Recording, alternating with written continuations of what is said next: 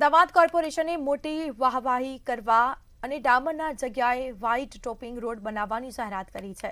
શહેરમાં વ્હાઇટ ટોપિંગના વખાણ પણ જોરશોરથી કરવામાં આવ્યા, પરંતુ હંમેશાની જેમ ભ્રષ્ટ અધિકારીઓ અને કોન્ટ્રાક્ટરના લીધે 17 કરોડના ખર્ચે બનેલા વ્હાઇટ ટોપિંગ રોડ ઉપર જ ખાડાઓ પડ્યા છે અને નવા વાડજમાં 4 મહિના પહેલા જ બનેલા હલકી ગુણવત્તાના રોડના લીધે આ ખાડાઓ પડ્યા અને જેનો ઢાંક પીછોડો કરવામાં આવ્યો।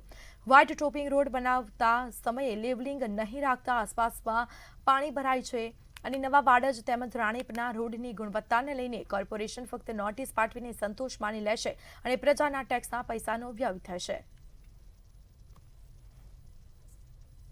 આ રોડ ઓછામાં ઓછા 15 વર્ષ ચાલવું જોઈએ એવી સરકારની અને કોર્પોરેશનની ગાઈડલાઈન છે। આ રોડ 4 મહિના પહેલાં હજુ કામ પૂરું થયું નથી, એના પહેલાં એ રોડમાં ગાબડા પડવા મળ્યા છે અને ફરી એને રિપેરિંગ કરવા માટે કોન્ટ્રાક્ટરે કર્યું છે અને એ દેખાય જ છે એમ। ઠીકડા મારવા પડે, આ તો કેવો રોડ કહેવાય?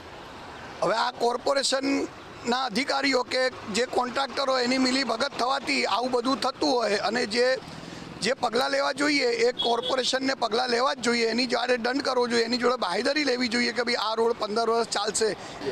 અરે આ પહેલાંથી બનાવેલો છે, એ ઢાળ એ બાજુ રાખેલો છે એટલે પાણી ભરાઈ રહ્યું છે ત્યાં આગળ, મચ્છર બી બહુ થાય છે। અચ્છા, આ રોડ તૂટી ગયો, રિપેરિંગ કર્યો બાજુ?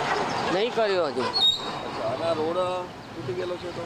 હે, રોડ તૂટી ગયો તો? આ તો પાછો બનાવ્યો ને।